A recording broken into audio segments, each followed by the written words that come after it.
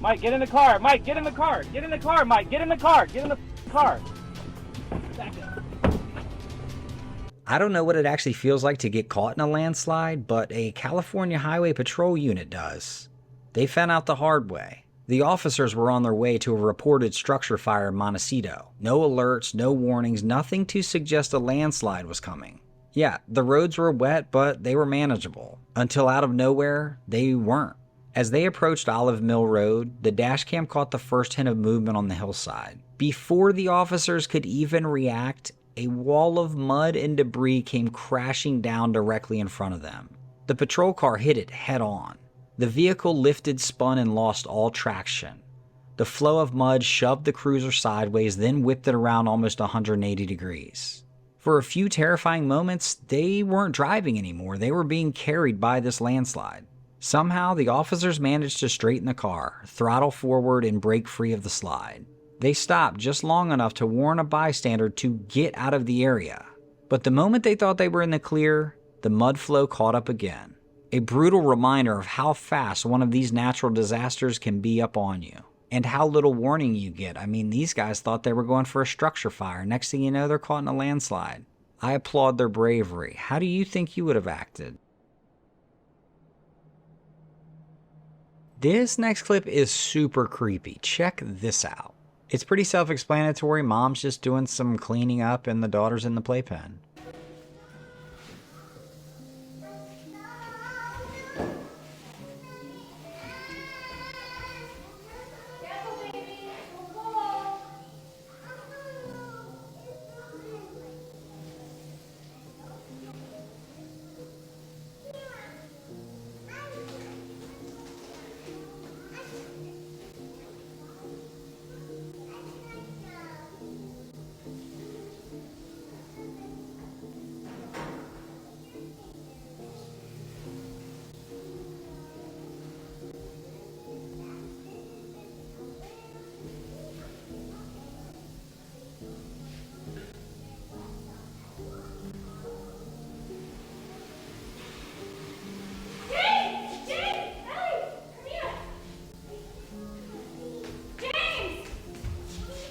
Okay, now my question to you is, we saw the playpen moving a little bit when the little girl was just walking around. We could see it shifting. Then it becomes a little different. Do we think the little girl noticed this? You hear her get a little cranky, like a little agitated, before the big drag of the playpen. Man, I just don't know.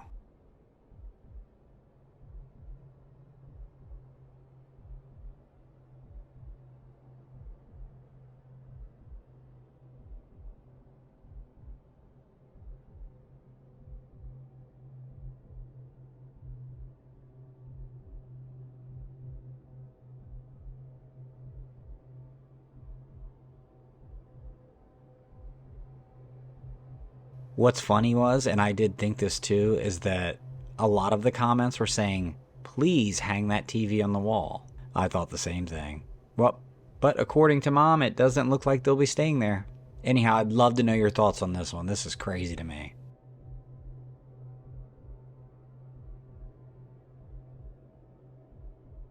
In September, a TikTok user named Kubakoi shared a clip that just started out normal. It was him just settling into his bed for the night.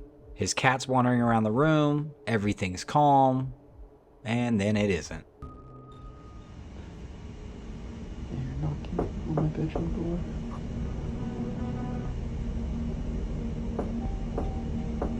Hello?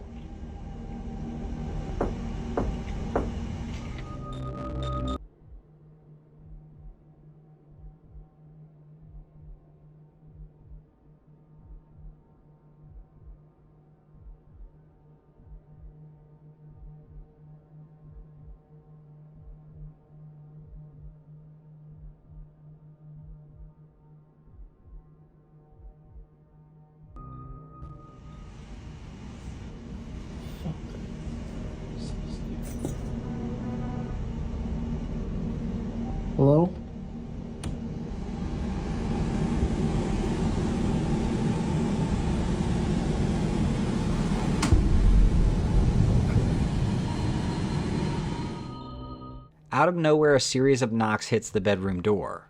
Not loud, but sharp enough that you can see him stop and try to process what he just heard. Eventually, he gets up to check. When he cracks the door open, he looks straight across the hallway. However, a door facing him slowly swings shut on its own. No footsteps, no shadows, just the door closing like someone on the other side pushed it. However, he knows that he's home alone. I honestly think this part is crazier. I'm hearing voices coming from there. The last like 20 minutes.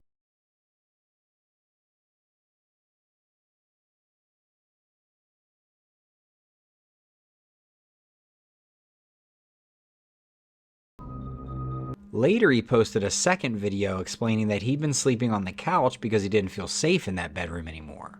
That night, he says he kept hearing faint voices coming from inside that other room. Grabbed his phone, opened the door, and started recording. As he peers in, one of his shirts is hovering in the middle of the room, and then completely drops straight to the floor. What? I need to know how that happened.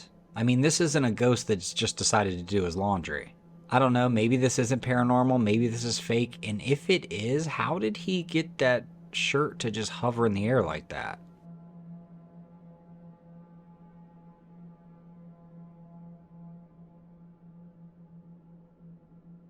This next clip shows a guy who came way too close to being in real trouble. You gonna cut it for me? ¡Ah! ¡Ay, Miguel! ¡Miguel! You have it around. A group of friends had gone out rock fishing, all spread out along the shoreline. One of the guys actually hooked into a pretty big shark. One of his buddies came down to the lower rock and, yep, he fell right in. And boy, is he trying to get right out. Luckily for him, it looks like the shark is exhausted. For his sake, I'm glad that shark didn't get a jolt of energy. You can see he got his Crocs knocked off.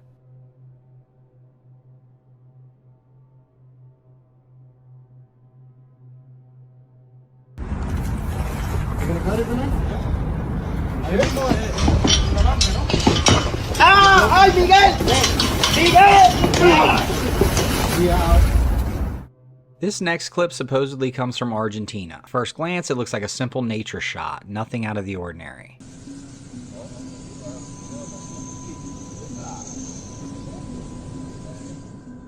But on this channel, if that's all you were paying attention to, you probably missed the real moment. Keep your eye on the lower part of the frame. There's a small figure that suddenly darts across the shot. It's quick, easy to miss. I actually missed it the first time I watched it. Well, apparently the only person that did notice is the one that was filming, because it doesn't look like anyone else did. After the video hit online, people couldn't agree on what this little figure actually is. Some say it looks like a duende, the kind of mischievous being tied to the local folklore. Others are convinced it's a goblin. I'm not sure really what to make of it.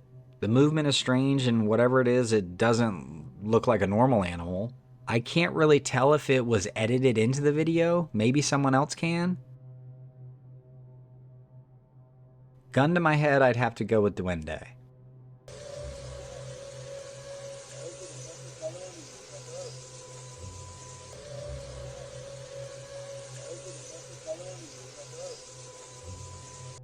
This next clip comes out of Dagestan, and it shows something you really don't expect to see on a dash cam. While driving through one of the districts, a car captured a massive swarm of locusts sweeping across the road. So dense it looked like a black cloud moving toward them. The bus drove straight into the swarm, and that's when things got intense.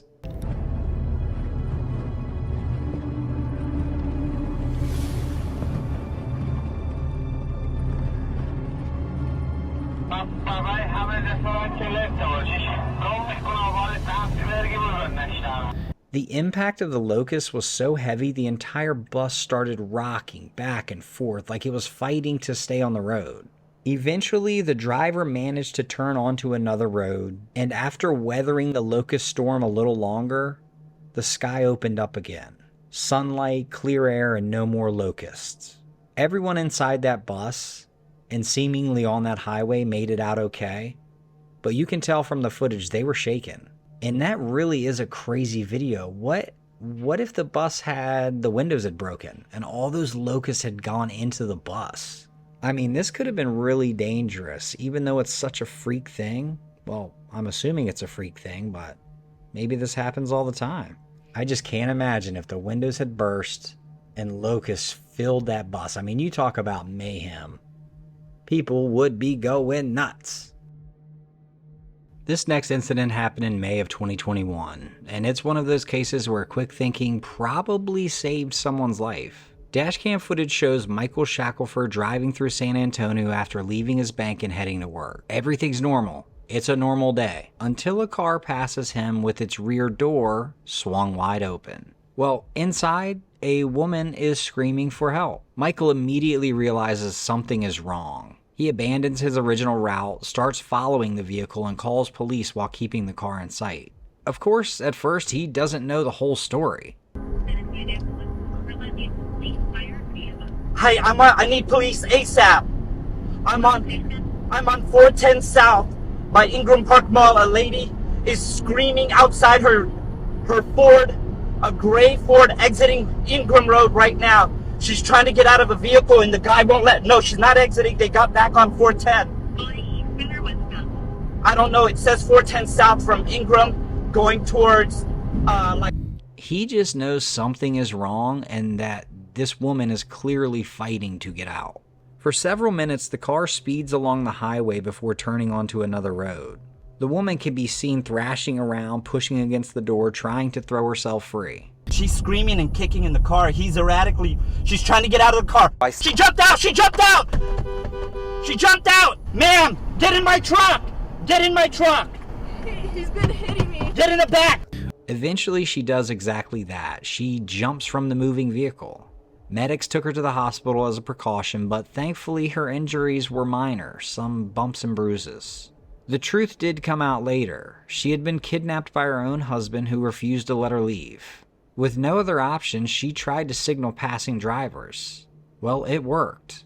And thanks to Michael's reaction and her own courage, the situation ended far better than it could have.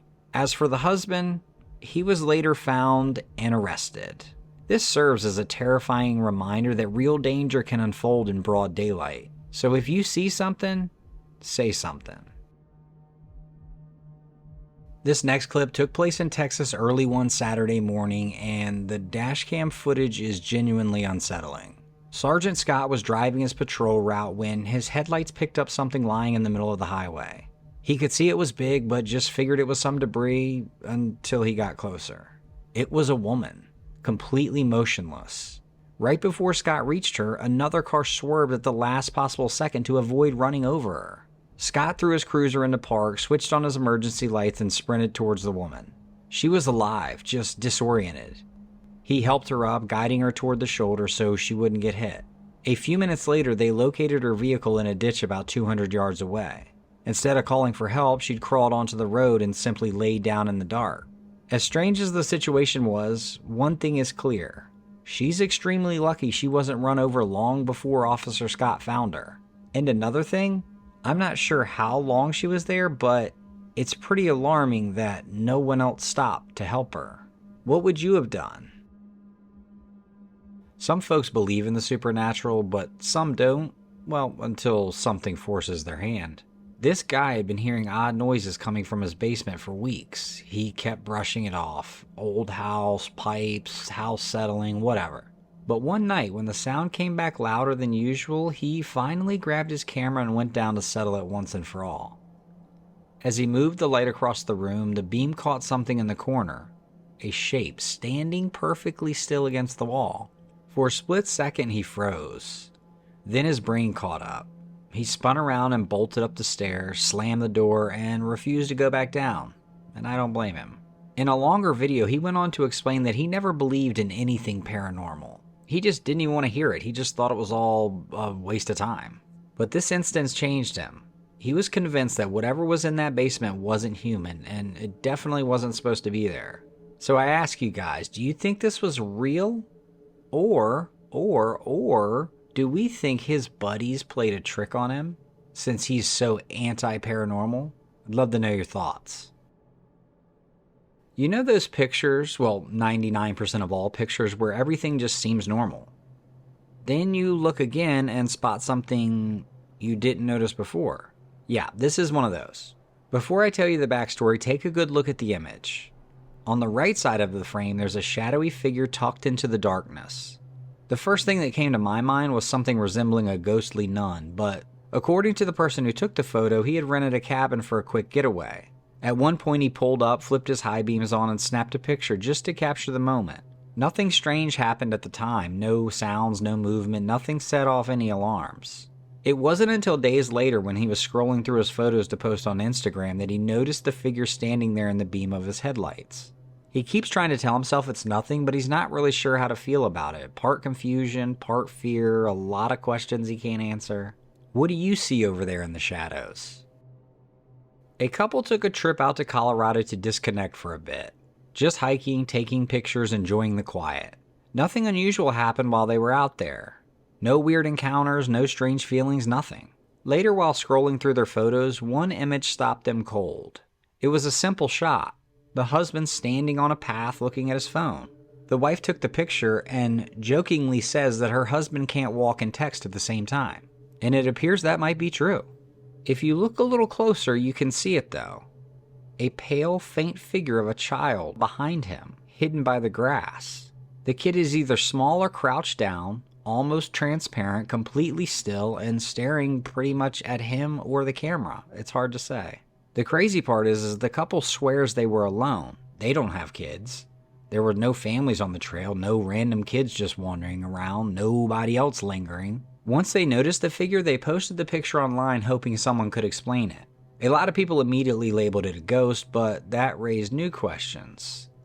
If it's a ghost, who is the child? And why was it standing that close behind him? And how did they not notice it? Whatever the answer is, a real ghost, some type of glitch, it makes for a freaky picture. Back in 2009, Bigfoot researcher Michael Green set up a thermal camera deep in the woods of North Carolina, a region that's built up a long reputation for strange sightings. To try and draw something in, he left a mix of peanut butter and squeaky toys on a stump as bait. Then he backed off and let the camera do the work.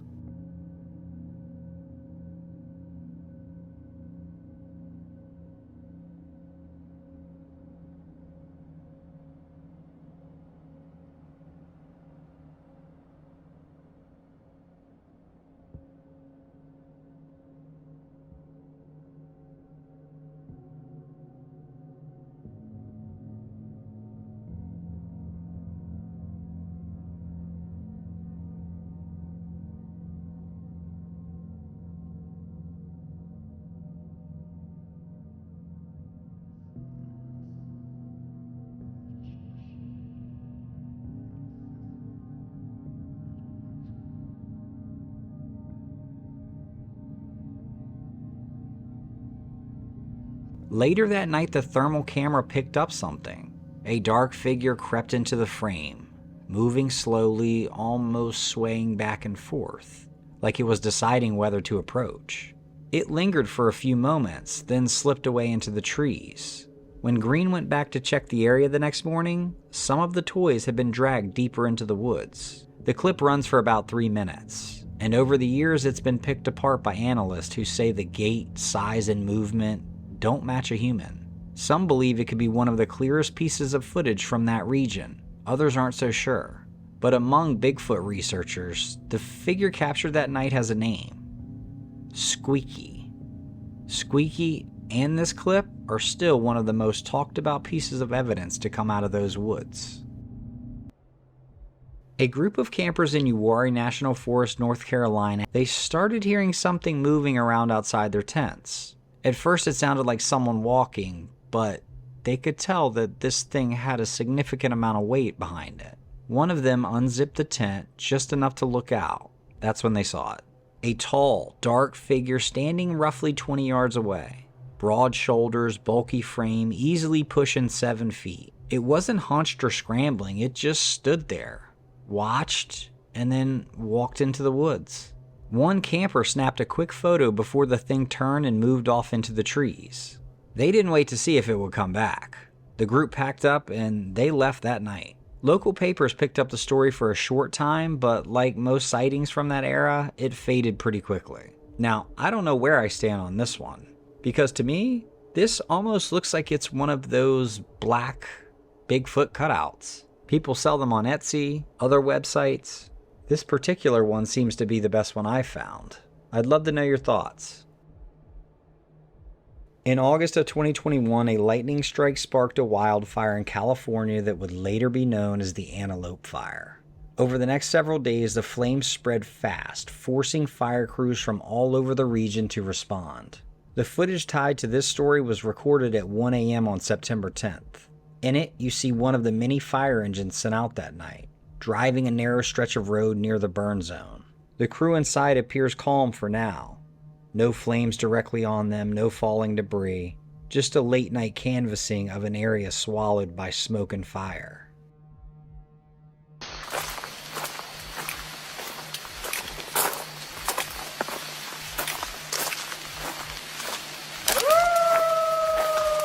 I think it's time to go. While filming deep in the woods, Samu returned to a spot that had bothered him ever since he passed through it. He couldn't put his finger on why, he just said the air felt heavy there, like something was watching him. So when he came back with his camera rolling, he kept an eye on that same section of trees. And that's when it happened. A single howl echoed through the woods. Samu immediately jumped to the darkest explanation. He was sure it had to be something demonic. Something tied to whatever uneasy feeling he'd felt earlier. But here's where it gets interesting. Another viewer looked at the clip and wasn't convinced at all. They said it actually sounded like a cuckoo, a bird that actually lives in those woods. Same tone, same cadence. So now we've got two sides. One person feels like something sinister is hiding out there. The other says it's just a cuckoo bird. Honestly, I feel like it could go either way. I'm not too familiar with cuckoo birds, so what do you think Samu stumbled into?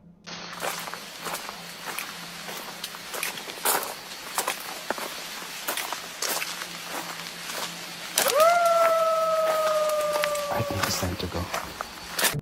All over the world, you'll find spots tied to strange encounters, and Peru is one of the big ones. It's a place wrapped in old stories about visitors who didn't come from here. In this clip, a small research team headed out to look into some of those legends. While digging around in a remote part of the region, they ran into a group of locals who claimed they'd uncovered something unusual. Fragments they believed were tied to an ancient crash. The most talked about find was a pair of preserved figures, a woman with reddish textured hair and what looked like a younger child beside her. They weren't fossils in the traditional sense, more like something caught between human and something else. And you can see why people immediately labeled them as alien remains. The shapes, the detailing, even the way the bodies were positioned. It all feels just outside the lines of normal. But here's the thing. Just because something looks otherworldly doesn't automatically make it the real deal. Peru has a long history of burial traditions and mummification methods that can produce odd-looking figures. Still, this discovery sits in the gray area. Strange enough to get attention, but unclear enough that everyone fills in the blanks with their own theories. What do you think researchers actually found out there? Camping in the Blue Ridge Mountains can be weird. Every time the fire died, the woods came to life. Whether it was paranoia or paranormal, something was stirring. This personal account comes from Ian Lineberry's Substack. The story I'm sitting down to tell is a true one experienced by a faithful friend of mine, Sam and I. I'm often reluctant to tell this story at length to most people, as the subject matter is unexplainable and rather strange. I don't want to be viewed as the superstitious nut. But having guided all across the country and having extensive experience in many environments around the United States, I feel I have the authority to tell this story. Essentially what I'm saying is I've been around in the deep dark hollows all across North America and never experienced something so strange as I did that night. I don't fancify my experiences in the woods, nor do I hopefully imagine there's something more to a twig breaking. As anyone who has spent a good deal of time in the woods knows, there's no reason to. Eventually, you'll experience something daring or fantastic. I am a hunter first and foremost, and to a hunter there's always an explanation. a reason to the wilderness and her inhabitants. It's how we identify patterns and exploit an animal's rhythm to make a successful hunt. As a hunter, you're a sort of woodsman detective, piecing together clues to set yourself up for success. Let's just say this tale is a cold case. Let's get into it.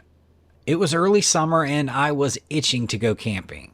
I had recently received a new tent and was eager to use it. I called up my good buddy Sam and we planned out our camping adventure. We considered going up to the Grayson Highlands or even south into North Carolina. After debating it, we decided it would be more fun to camp somewhere we wouldn't run into any other people. Deep in the woods, far from anyone else, where we could bushcraft, hoot and holler, and bring a gun without fear of scaring the yuppies camping next to us. Amen to that.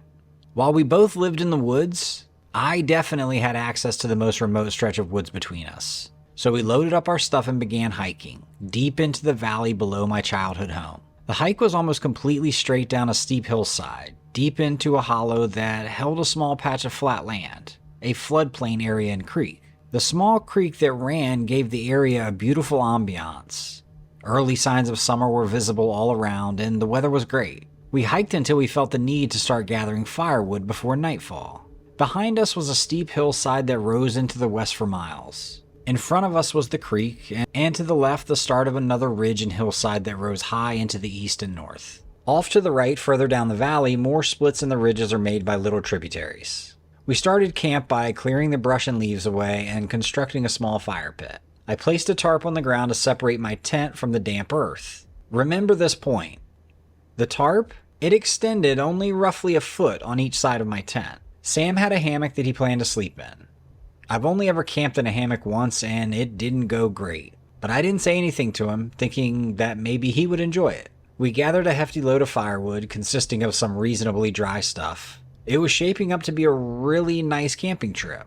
I've spoken about the joy of being out there on this blog before, so I won't beat a dead horse, but it was really nice to be away from people. Sam and I sat around the fire and shot the shit until the sun went down. Now, one of the things Sam and I have always bonded on has been Bigfoot shows. We're both skeptics, and I would say we hold a similar or the same opinion on the subject. Our interest is less about believing in Bigfoot, but rather we just find the subject matter to be nostalgic, silly, and kinda just a fun thing to joke about. So I brought up the idea to Sam that we begin to, quote, hunt Bigfoot. He laughed and thought it was a great idea. So we began doing the antics they do in the Finding Bigfoot TV show. We started with the classic tree knocks. A tree knock, for those unaware, is when you use a stick to beat on a tree, making a loud knocking sound that echoes through the forest. Supposedly, Sasquatch communicate this way. We didn't think anything of it at all, as I said before, we didn't really believe. We were just joking around. So we began by knocking on the trees and then stopping and listening for a response. After a few times of doing this, we paused, and hearing nothing, I began to think of a joke to crack and something else to do. Before I could even open my mouth, we heard clear as day a tree knock far off somewhere on the ridge to the left. I looked at Sam and said, "Dude."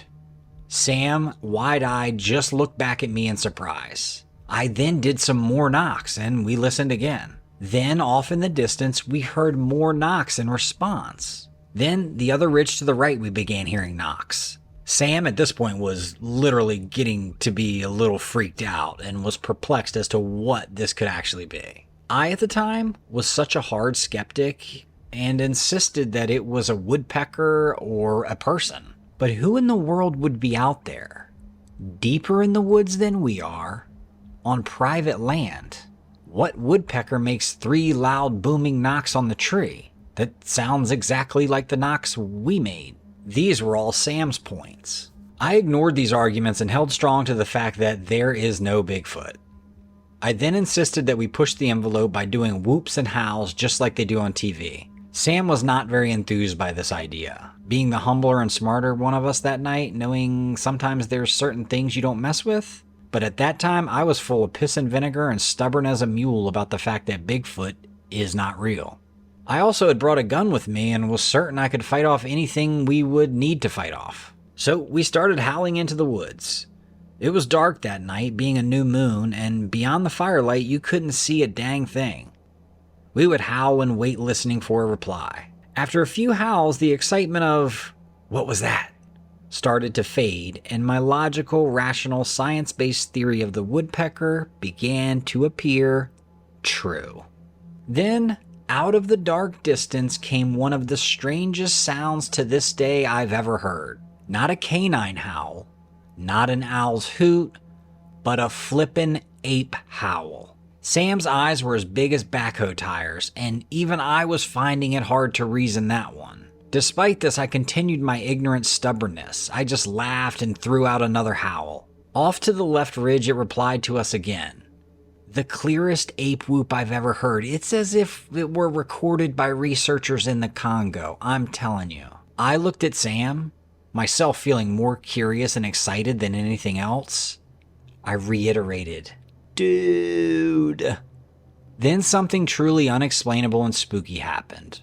More whoops and howls began on the ridge to the right and further down the valley. And they weren't random, they had etiquette.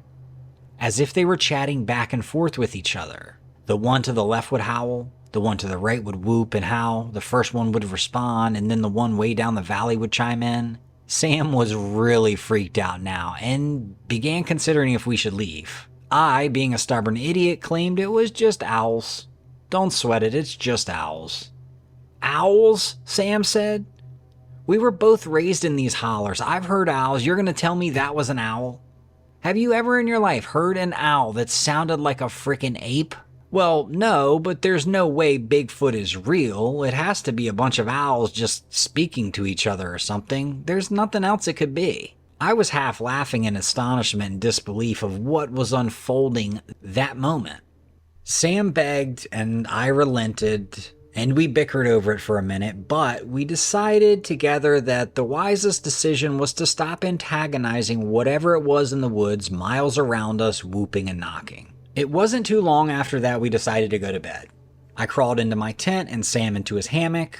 We left the fire going, and every time the fire died down, the woods came to life. We left the fire going, and every time the fire died down, the woods notified us. It came to life. Whether it was paranoia or paranormal, something was stirring. All around camp, we could hear what sounded like things being thrown and footsteps. From time to time, we would hear another knock or another howl coming from a new position. Sam would leap out of his hammock and chuck loads of wood onto the fire and make it as big as possible. He would then lay back down and try to rush back to sleep. He repeated this whole process like 5 times. Each time the fire died, things got spookier and spookier. A few times Sam would say, "Did you hear that?"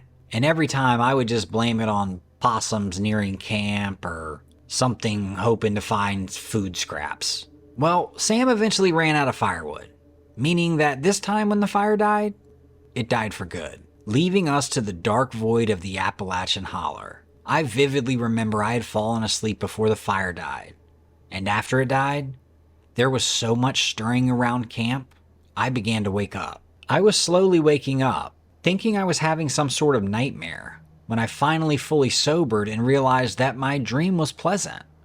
It was reality that was full of frightening sounds and things that go bump in the night. That's what was scaring me.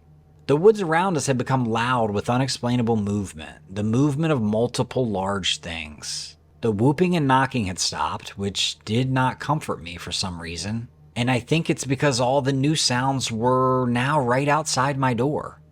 We determined that there was maybe a 30-yard perimeter around camp that the sounds did not cross.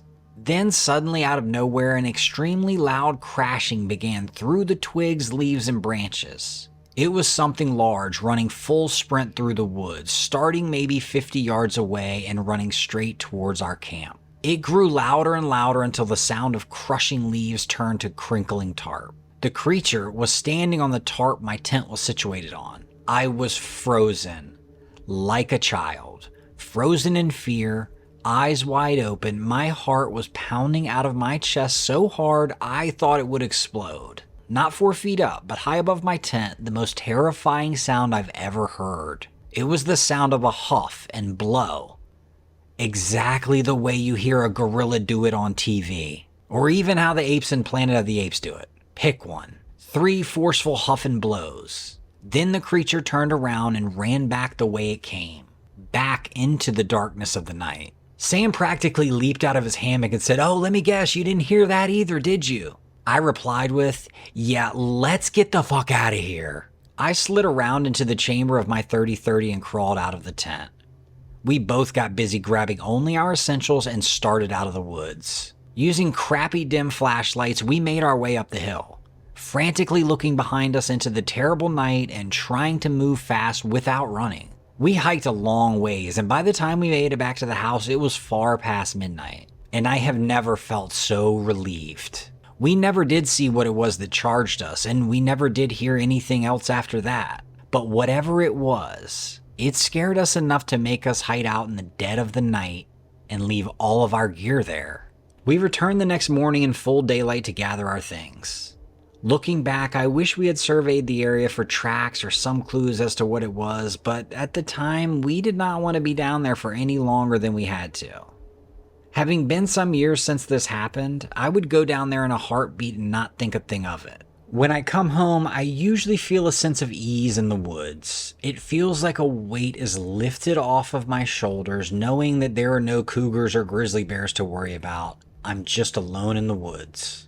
What is funny, though, is despite that weight being lifted initially, an old feeling always returns. I know it's not some sort of psychological thing having to do with that patch of woods specifically, because I feel it in most places in Appalachia. And a feeling of dread. And it amplifies every time you hear some strange crashing in the woods or a sound you cannot explain. Most of the times I've experienced this, I've had a gun.